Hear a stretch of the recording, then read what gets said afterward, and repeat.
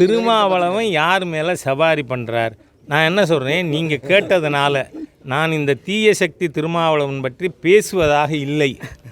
நீங்கள் கேட்டதுனால சொல்கிறேன். அவரோட சரக்கு மிடுக்கு பேச்சை ஒரு வீட்டுக்கும் போட்டு காட்டுவோங்க. அனைத்து சமுதாயத்தின் பெண்களை அலைகிறார்கள் என்று பேசிய அருவருக்கத்தக்க தீய சக்தி திருமாவளவன். அந்த சரக்கு மிடுக்கு பேச்சை யாராவது இங்கே இருப்பவர்கள் யாராக இருக்கட்டும், நீங்களே நான் கேட்குறேன், உங்கள் வீட்டில் ஏற்றுப்பாங்களா?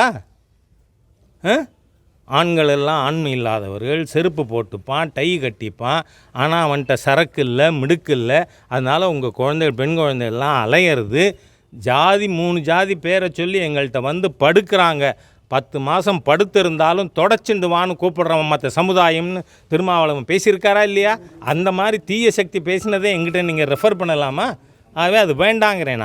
அது உண்மைகளை பேசினால் அது ரொம்ப மோசமாக அருவருக்கத்தக்க அளவில் இருக்கும். திருமாவளவனைப் போல ஒரு தீய சக்தி இந்த உலகு கண்டதில்லை. அதனால் வேண்டாம். ஐயா, இப்போ ஆளுநர் அவர்கள் மாணவர்கள் மத்தியில் ஜெய் ஸ்ரீராம்னு சொல்லியிருக்காங்க. இது கல்வியாளர்கள்லாம் எச்சரிக்கை விடுறதா சொல்லியிருக்காங்க. யார் எச்சரிக்கை விடுற? முட்டாள். இந்த நாட்டினுடைய அரசியல் சட்ட புஸ்தகத்தை பார்த்துருக்காங்களா இவங்க?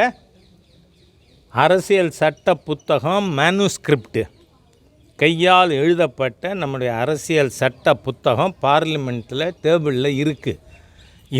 இதை எதிர்த்த கல்வியாளர்களா, படித்தவர்களா, முட்டாள்களா எனக்கு தெரியலை. நீங்கள் பார்லிமெண்ட் ஹவுஸுக்கு போங்க, உங்களுக்கு நான் அனுமதி வாங்கித்தரேன். அதில் முதல் பக்கத்தில் யார் இருக்கார் தெரியுமா? மரியாதா புருஷோத்தம் ராமபெருமான் இருக்கார்.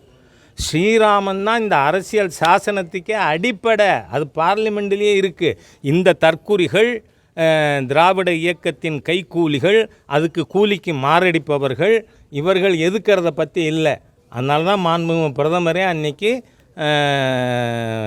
ராமேஸ்வரத்தில் ஜெய் ஸ்ரீராம் தானுன்னு சொல்லி மக்களையும் சொல்ல சொன்னார். ராமன் இந்த நாட்டின் அடையாளம்.